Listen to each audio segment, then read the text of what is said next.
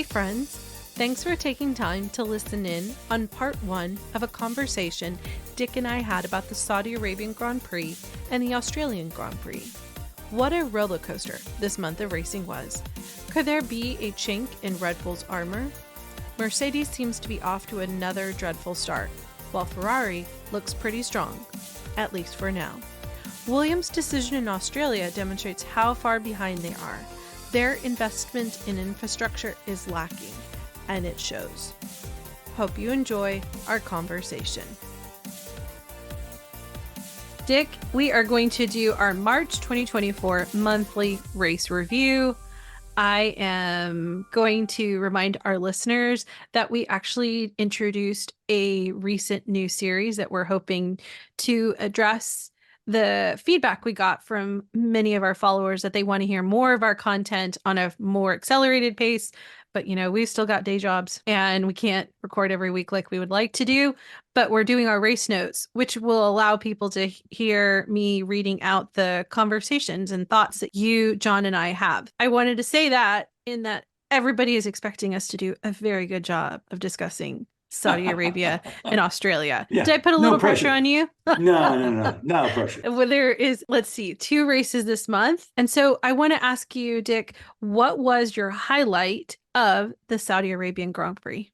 You know, I think it's got to be probably Ollie Behrman's debut. I mean, to have the circumstances, tough for Carlos. Okay, let's just be right up front. I mean, come down with appendicitis and still do free practice 1 and free practice 2, and then say, yeah, I'm really not feeling that good, guys. And it's like, oh yeah, you need to have your appendix taken out. That's a tough story right there. But then you throw in the fact that here's, Oliver Behrman, he comes in, gets free practice 3 and goes straight into qualifying, and then drives so well in the race, qualified well, drove exceptionally well, like a guy who's been doing this for a while. I was just majorly impressed. I will be very interested to see, assuming he does get a ride for next year. I'll be interested to see where he lands because, last year, everybody was going crazy about Liam Lawson and it didn't get him the seat. And so now here's Behrman and everybody's saying, oh, he deserves to be in Formula One. Okay, who's going to step up and stick him in a car? Oh, that's right. We only have 10 teams. So I don't know what we'd do, so we'll see. Yeah, I agree. I think that Ollie's performance was one of those wow moments that I didn't think we would see like that again, because as you said, Liam's last year, and I said this in my race notes for the Saudi Arabian Grand Prix, that like his race fitness and racecraft, that's what I saw on display. I think it worked to his advantage that the F2 race had been happening on that track and he had already done his laps. And I do realize that it's a different car, a different race length. I get that. But I think it was just all the mental freshness that he had to have had must have helped him.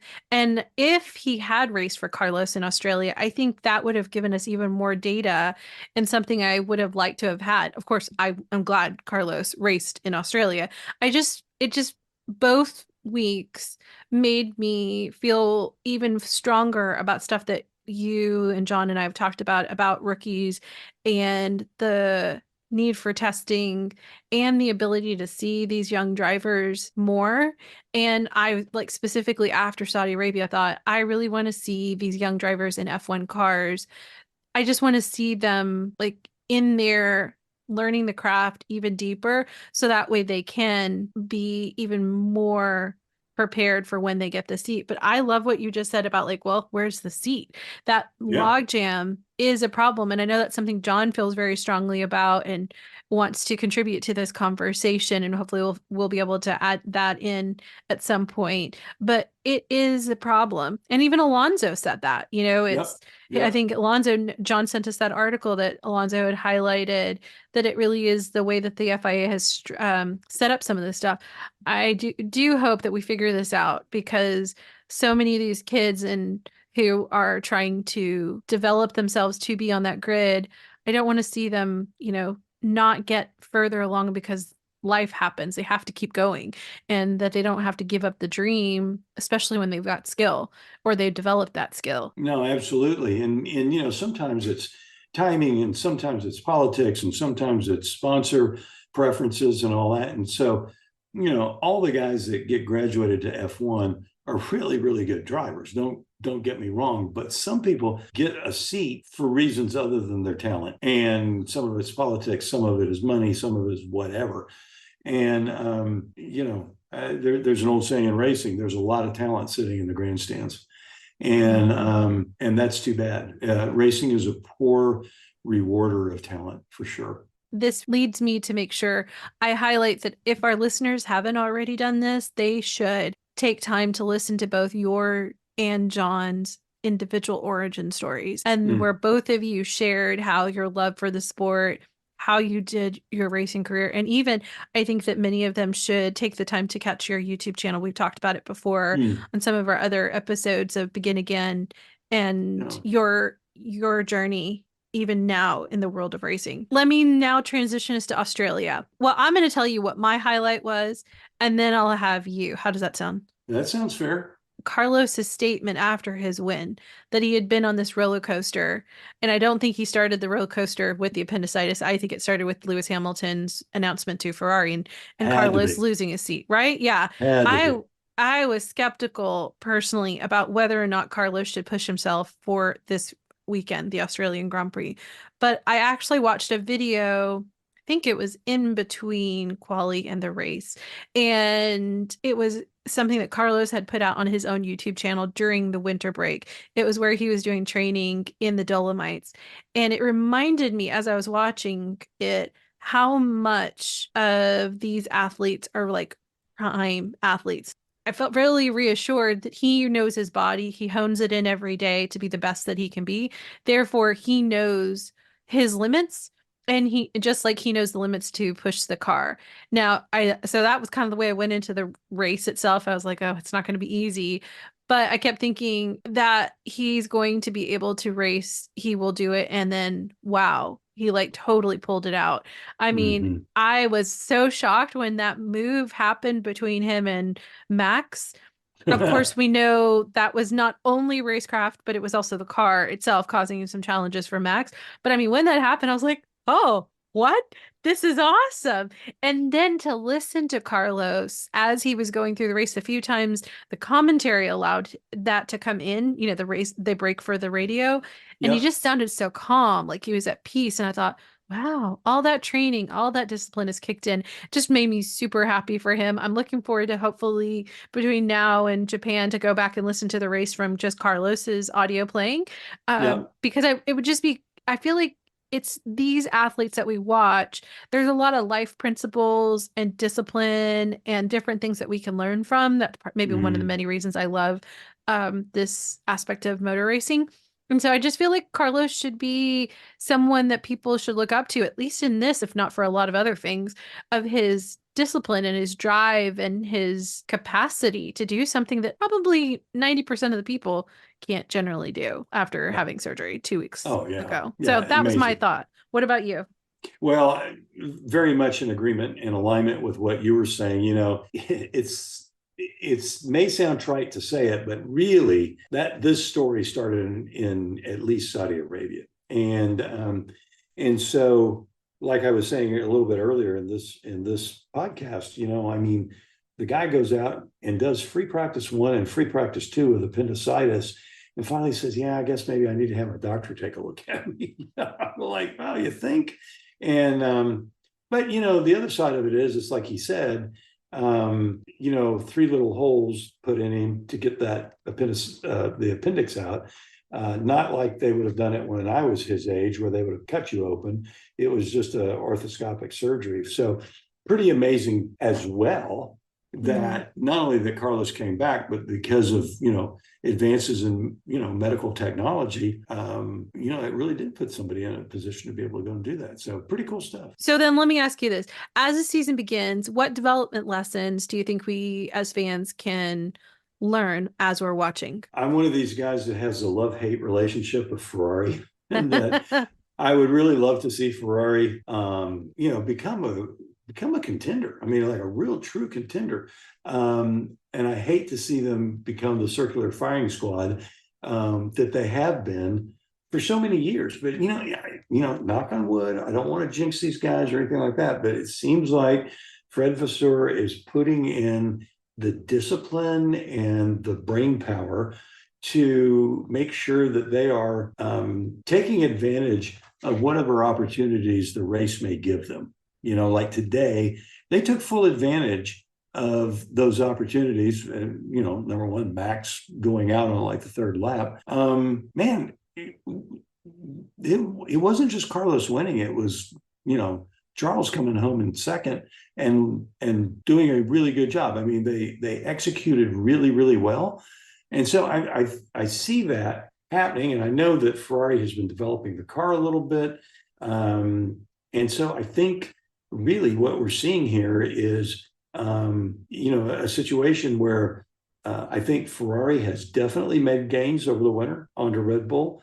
I think you've got McLaren, Aston Martin, and Mercedes that are pretty close to Ferrari. They're still a little bit back, and I think they're still circuit specific. I mean, like Lando Norris, he made the comment that McLaren's pace this weekend kind of is flattering to deceive because the McLaren likes that particular track in Australia. And so I think that it will be interesting to see how McLaren, Aston Martin, and Mercedes develop relative to Red Bull and Ferrari. I know that Aston Martin has gained about 0.3, I think, on Red Bull.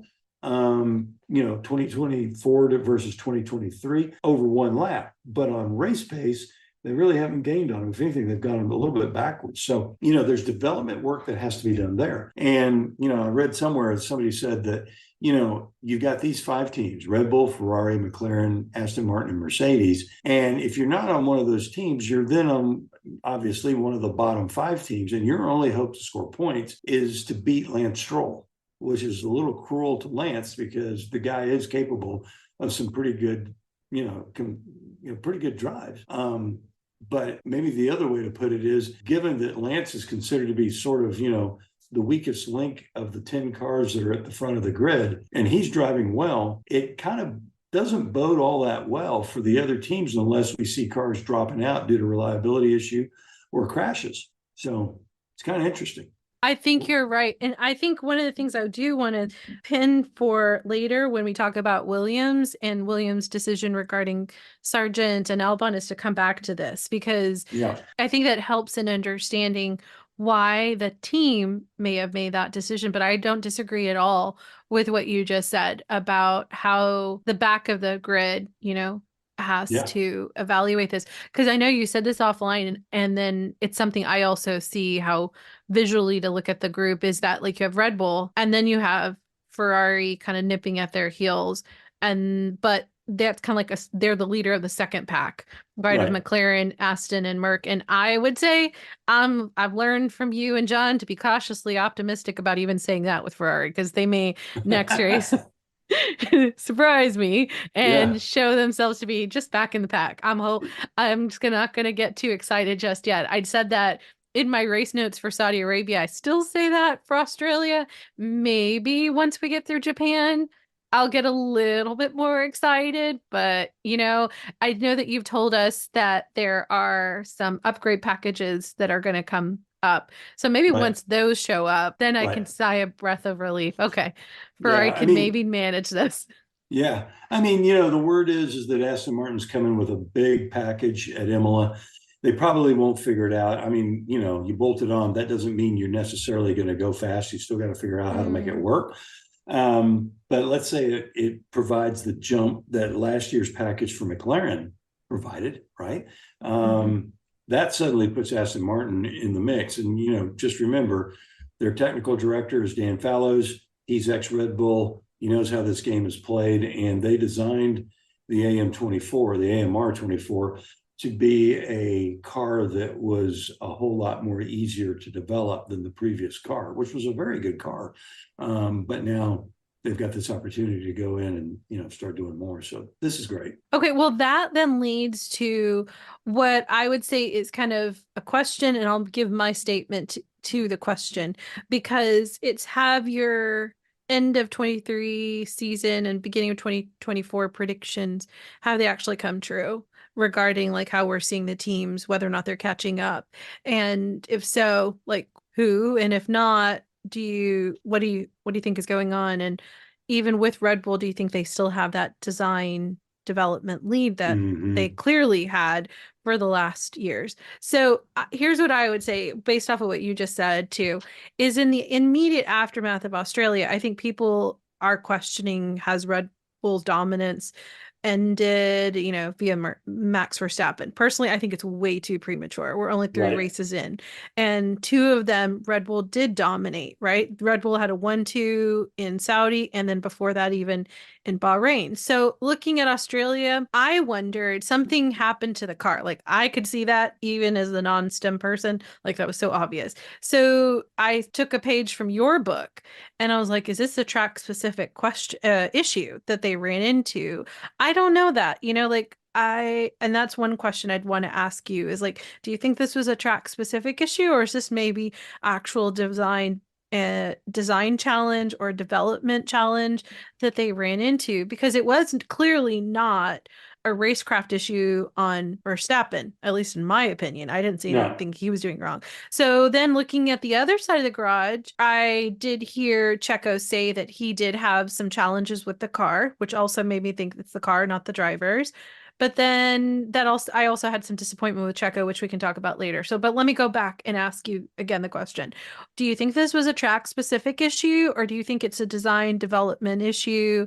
Do we have enough data? Have you had a chance to look at any of that? Yeah, I don't think it was a track specific issue in terms of the problem that hit Max. I think what happened there was is the part just failed. I mean, every once in a while that's going to happen.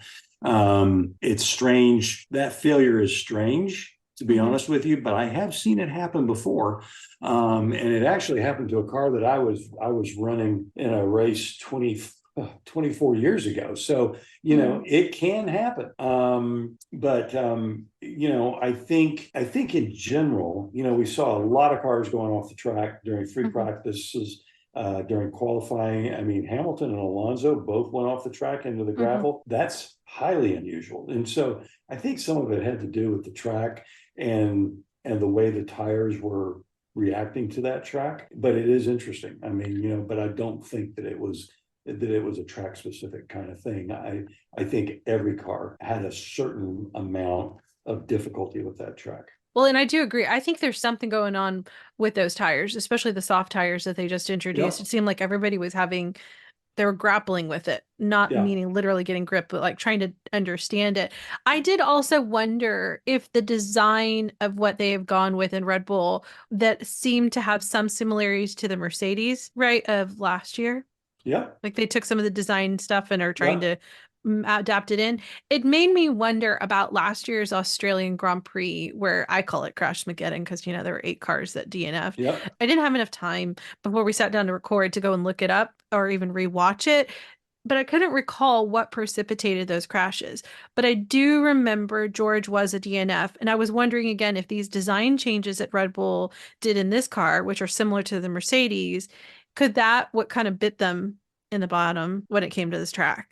Like, and now they're having to go, oh, baby, that was not a Right. really good idea. Do you have any thoughts on that? Or are you kind of I like, I think don't have it's too enough early to data? say. Yeah, I don't have Mm, enough data. I think it's too early to say because again, we're talking about a team that had a 1-2 in Bahrain and a 1-2 in Saudi Arabia. So I think it's a little bit early to wave the white flag on that. I will say this, that zero side pod concept, hmm. I do think it's interesting in that it should give you superior straight line speed as if the Red Bull needs it.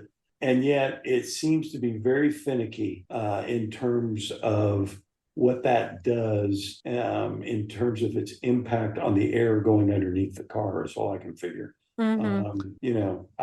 I haven't seen any real data one way or the other. But the fact that Mercedes abandoned the concept at the end Hmm. of 2023, and here comes Red Bull with that concept for the start of 2024, it does make you scratch your head a little bit. But so, do you think it's too early to say that Red Bull is in trouble? Yes. But I'm going to throw out the caveat that Hmm. I really think that all of this background drama that's going on where there's clearly a fight going on for control of Red Bull, both the race team and maybe the energy drink manufacturer itself. Mm. That has got to have people looking over their shoulders and causing distraction. And then, of course, you keep hearing these rumors of Newey heading off to Ferrari, and maybe he's already signed with Ferrari. So if that comes to fruition, then you have to think Max may be looking for a way out. It's as you said when we were offline, it's a distraction. Yep. And so hopefully distraction does not start to bring trouble and they can stay focused. Okay, Yep. so then if that's the top of the field with Red Bull like way out in the front, then the midfield, as we said, would be like Ferrari, McLaren, Aston Martin, and Mercedes. Let's just kind of run through them. What are you seeing and what do you think about what's happening? Can I go first on Ferrari? Go. Okay, Yeah. so as I said before, I'm cautiously optimistic that they may have unlocked something and are on the right path. I also have been pleased that their strategy calls as well as their pit stops haven't been fumbled so far. Again, Yep. I'm really cautiously optimistic that they may have resolved it. And I agree with you that I think that it is the leadership of Fred Vasseur. I also think that the race engineers who are in the ear, they're being more streamlined with their words when they're talking to the drivers. It's not this long dialogue, asking them 7 questions while they're trying to drive the car, and then you could hear the frustration in the drivers like, what? What are you saying? Like, what do you want? Just tell me what you want. Be straight to the point. So I think that. And it's also what I've gathered from what you and John have talked about is the driver's confidence in a car, how much that can affect their ability to go right to the limit and know Yep. where that limit is. So I'm wondering if we're seeing the Ferrari boys do amazing at this is because they finally feel comfortable in their cars and their Yeah, teams. you have to believe that they're feeling much more confident with the car, and we know that that Ferrari from last year was a difficult car, Mm-hmm. and they've obviously found the handle on the 24 car, and it's just a car that maybe is a bit more consistent. Every lap it does the same thing. And so if you have that consistency there, then the drivers are going to be confident. They're going to be able to drive harder. So Mm-hmm. yeah, I think Ferrari, again, their pit stops are good. Strategy seems to be good. The hysteria is down and you're starting Mm-hmm. to see results. So yeah, I Mm-hmm. think it's good. Doesn't seem like anybody's lining up for the circular firing squad right now, No. which is great. Yeah. Let's not bring them back out. Okay, Yeah, why don't you go exactly. first on McLaren? What are you seeing and what do you think is happening? Well, at first, as the season started, I was a little surprised that maybe they weren't quite as good as I thought they were. They started off in Bahrain, they were, top 10, but, not really worrying anybody. And then you get to Saudi Arabia, and it seems like, oh, okay, a little bit better. And then, Australia, gosh, they looked really good. And of course, they're saying this track really suits our car very well. Let's just wait and see. I do think that they're going to have to do some more development work in some area. But at the end of the day, if Ferrari is the second quickest car out here, I would be willing to say, really they're 2A and McLaren is 2B. And it's Mm-hmm. probably just a matter of time before McLaren wins a race. It'll probably be on a track that suits them. Like, can you imagine Austria? Mm. I mean, they always go well there. And so it's sort of like, maybe that's where they win a race. Yeah, which is what you said at the beginning of the year, that we could see different teams who are predisposed at certain circuits or tracks to be Yeah. able to bring it really well there. And maybe that's what these teams are behind the scenes eyeing. Where Yep. are the realistic areas where we can actually win or at least challenge or put ourselves onto the podium? I had a question though when it came to Australia. Mm-hmm. I'm trying to understand team mentality as to why they let Lando through. It just didn't seem to make sense to me. Is that because of a driver one, driver two perception? Well, I think that at the time, Lando was actually showing that he was capable of going quicker if he got clean air. Hmm. And so they wanted to go and see if one of their cars could make inroads against Charles and hopefully make a pass for position and therefore bag more points. Oscar was not, for whatever reason, the car wasn't quite right. The tires were maybe starting to go off, whatever. He clearly was not in that position, so they gave Lando a shot at it. Okay. Yeah, because especially on his home track, I was like, oh, it would have been Right. nice to see him on the podium, Yeah. because of the way that the McLarens and the Ferraris were right up there the whole time. It was so fun to watch Right. that. Yep. And also the undercut and overcut. I mean, I was enjoying that part. I did listen to some other commentator, or maybe it's another podcast, saying that they didn't find that the race was that exciting, given especially everyone's been saying, if Max wasn't there, what could we see? And here we had a situation where Max wasn't there. And I thought, well, no, I didn't see a lot of overtaking, but I saw a lot of good race driving, like Yeah. that was nice. And it was also nice to see what these cars are capable of. But I don't know. Maybe I'm just an oddball who doesn't think that you constantly have to see overtakes as much as I want to see good driving, Mm-hmm. putting in the laps. But I Yep. was really impressed with Oscar.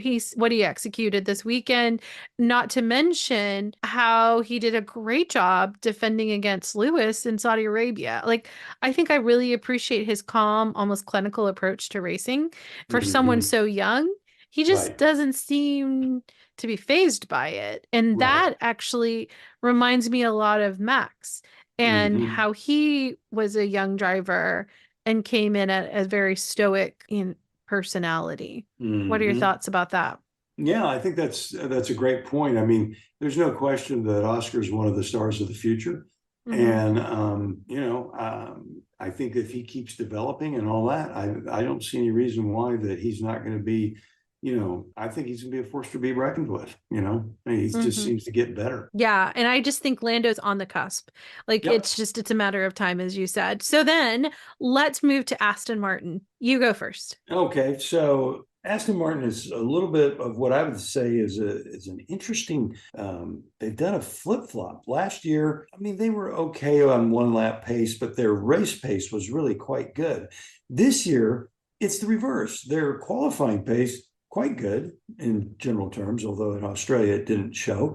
But their race pace has been pretty suspect, quite frankly. And of course, they're working to understand what the difference is, where have they gone in the wrong direction? And I know that they've introduced some aerodynamic bits both at Saudi Arabia and Australia to kind of address those. Hopefully they start seeing the benefit of it. What I think is interesting with Aston Martin is that in one lap pace, they're clearly getting closer to the front of the field. Q3 this time around, Alonso put it off in the gravel, got a bad lap for his first outing in Q3, and then never put it together for his second try at it. So, if you took his qualifying time for Q2, he would have been considerably further up the grid when it was time to go racing. So, he just didn't string it together. But nevertheless, I think both Lance and Fernando are showing that the car is starting to make progress in its development and do a little bit better in race pace. So hopefully that trend continues. Yeah. Again, supposedly they're getting a big upgrade in Imola. Great. Let's hope it works. Yeah, yeah. And that they can figure out How to what use they it. did. Yeah, how do they use Yeah. it? Yeah, that is true. Okay, so then what about Mercedes? Can I go first on this Go one? for it. Go for it. Okay. So here's what I had a long, again, to use another one of your phrases, a long think on this. Um, they've really gone down a terrible path. I am so Hmm. sad for them. I don't understand how this happened. Now, I say that, but then I listened to David Coulthard and Eddie Jordan's podcast. They did not tell us to promote their podcast, but hey, they want to collaborate with us. That'd be great. But either way, I love their podcast. So much great behind the scenes information. So this week they had a gentleman by the name of Gary Anderson on. Fantastic conversation. Learned so much about design. Apparently, Adrian Newey has high respect for Gary Anderson, which made me then only want to listen to Gary even more. And so, about 40 minutes into the conversation, Coulthard asks a question of Gary about how to explain periods of dominance, specifically for Mercedes and Ferrari. And I loved Gary's insight. He spoke quite a bit, but I actually took time to type it out what he said because it helped me to kind of think through a little bit about why we're seeing or what we're seeing about Mercedes not dominance. I don't want to say decline because I don't know that I just don't know why I want to say that. But Yeah, here's yeah, what yeah. Gary said. They obviously had a good understanding of the hybrid engine before anybody else. So 2014 to 2020, you could probably take away 3 or 4 of these years as being dominated by the hybrid package they had. And the car wasn't necessarily better than other cars. It just happened to have a better hybrid package. But they Yeah. did have a good chassis years as well as competitive chassis years. So whenever Red Bull got their act together and got a decent engine package and their hybrid package, they started to nip away at Mercedes. So I don't think Mercedes ever had a dominant chassis, but the fact that the car is produced now 70 or to 75% of the downforce, that's a whole different design philosophy. And so when he said that, I was like, huh, like if they had created such a powerful engine, they didn't have to think about the other elements that make the car as deeply because they just by sheer power were going to go faster. And I thought, I wonder if that has to do with what they're struggling with today. Like, what exactly is their design philosophy, both then and now? Who is leading their design philosophy? Red Bull clearly has Adrian Newey. And as Gary notes, Adrian, he really understands ground effects. So I thought to myself, I wonder if that could be said for whoever is leading Mercedes philosophy. And if been the problem and they've realized it, then the question is how quickly can they get back on the rails, especially now that we're in the cost cap era. So then it made me like, this is a whole long train. I know it. These questions led me to wonder whether this could be what Lewis saw, that regardless of whether he tested the 2024 car, but he kind of went through these same questions and said, you know what, I'm going to jump ship because I'll take chances with Ferrari, a place that's essentially going to give me like that golden ticket that I don't feel like Mercedes is going to give me anymore. And I don't even know that I agree with the philosophy here anymore. Do you see kind of how that Oh, yeah. my rabbit trail of thinking happens when I listen to podcasts? I don't know if any of our listeners do this, but that's how I felt. And I have to say, I was only able to think through all of that because you had already done the episodes with me of Ground Effect and you had done the Arrow 101. Like by having those 2 episodes in my knowledge bank, and we have those released out, so hopefully our listeners will listen to them if they haven't already. I was able to better understand what Gary was actually saying as he was saying it, even though I know he was Yeah. dumbing it down. You really helped give me the training wheels for that. So, That's awesome. okay. Okay, so I have to say thank you publicly. Yeah, and I don't think you're far away from it. I mean, and of course, it's hard to talk about philosophies when you're about a car when you've had multiple rule package changes for the chassis, but the engines have remained virtually the same Mm, since they were introduced 10 years ago, right? The original chassis specifications are incredibly different from what they are today. And if you go and you look at the cars and compare them, I mean, visually, they're incredibly different. And so it's very, very possible that a lot of their performance is just tied to the fact that Mercedes figured out the hybrid engine before anybody else did. mm, And they had a multiple year lead. I mean, think about it. When the hybrid package was introduced, Williams wound up being super competitive because they had a Mercedes engine, and of course that didn't last forever, but it lasted for a couple of years where they were within the top 5 car in the field, and so it may very well be that Mercedes was also in the situation where they had hands down the best engine by quite a margin, and they had a chassis that was okay, but it wasn't great. And when you have big horsepower, you can hang big wings on the car, mm-hmm. like, not necessarily in size, but wings that produce more drag and therefore more downforce. But the horsepower masks that difference, right? Mm-hmm. Mm-hmm. And so you might have had a Ferrari that didn't have the horsepower. And so they were having to run wings that were producing a whole lot less downforce because they couldn't afford the drag, right? Because it's always that compromise between Right. downforce and drag. More drag that you pile on the car, and therefore downforce, it also means you're slower in a straight line. But Right. if you got big horsepower, it makes it nice. It's very similar to a deal that happened, I think it was in 1994. for the Indy 500 that had very specific rules that nobody had really exploited before. And Roger Penske commissioned Mercedes, of all people, to build a very special engine. And what they turned out, they kept it under wraps, and it only showed up on the first day of practice for Indianapolis. But obviously, it had already been very, very well proven. And this engine produced massive horsepower, way more horsepower than anybody else. And they put it in a Penske designed and built chassis. Well, guess what? That year at the Indy 500, they destroyed the opposition. The following year, the rules were changed that effectively outlawed this engine, this very special engine. So they had to go back to a more conventional engine. Guess what? It was only when they put the conventional engine in that they realized, oh, our chassis is really not very good. And they didn't qualify for the Indy 500. They won it the previous year. The following year, they couldn't even get in the race because they were so slow. And it can very well be that Mercedes is dealing with this right now because, yes, they make very good horsepower, but are they the best engine anymore? Kind of think it's the Honda. Oh, yeah, that's right. It's in the Red Bull. Right. Coupled with the chassis and everything else designed by Newey, which is why they're that could be why they're leaps and bounds ahead of everybody else. I'm thinking that maybe what's going on, Dick. Could be. They should call us, right? Exactly. Let me Okay, explain it to you. Yeah, yeah. Let me explain it to you. Yeah, I can see Toto giving me a call, although the way they're going, maybe he will give me a call. Yeah, he did say. Message me, Toto. I'll give you my number. That's right. Okay, let's look at the back of the field. Same questions. Alpine, what are you seeing? What do you think about what's happening? Well, obviously they're struggling. They've got a car that isn't aerodynamically efficient. It's heavy. We've talked about that. But you know what? I was really impressed with the drive that Gasly put in Australia.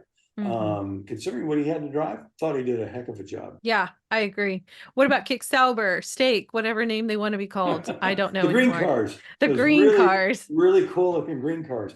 And they are cool, actually. Man, they need to figure out how to make a wheel nut because apparently that's what's been causing them to have such bad pit stops.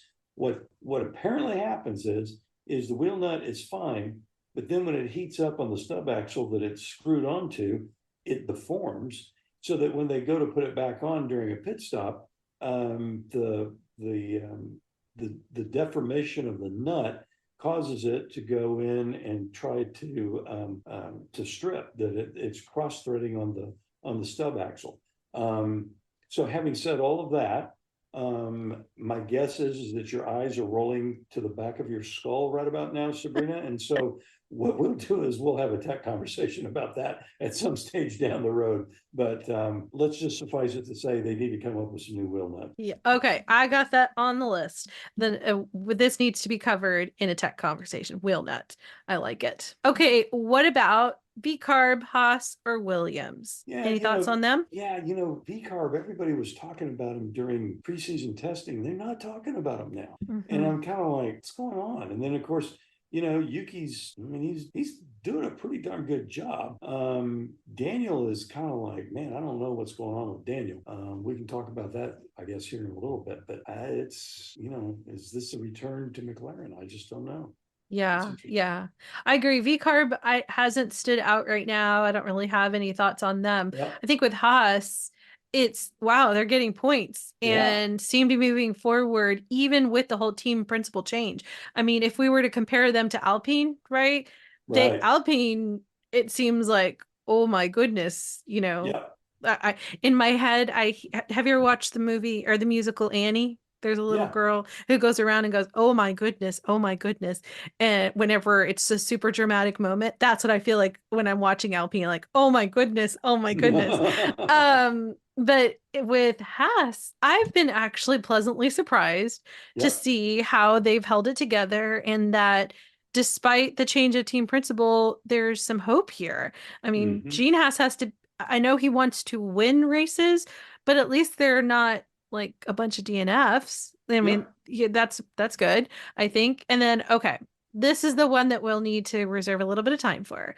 And I will say to any of our listeners, if you aren't following us on Instagram, you definitely need to start following us because we've been trying to have a greater presence there. And specifically, right before the race, we put our conversation up that John, Dick, and I have. As we've said over and over, we do ongoing conversations by text. We decided to share it and put it on our Instagram. So Williams had a very hard decision to make during the Australian Grand Prix. My heart goes out to the team and the staff that's held it together all these years. It's also clear that there are changes that need to be made as soon as possible, and I hope that they develop a healthy culture that leads them back to the success I believe they can achieve.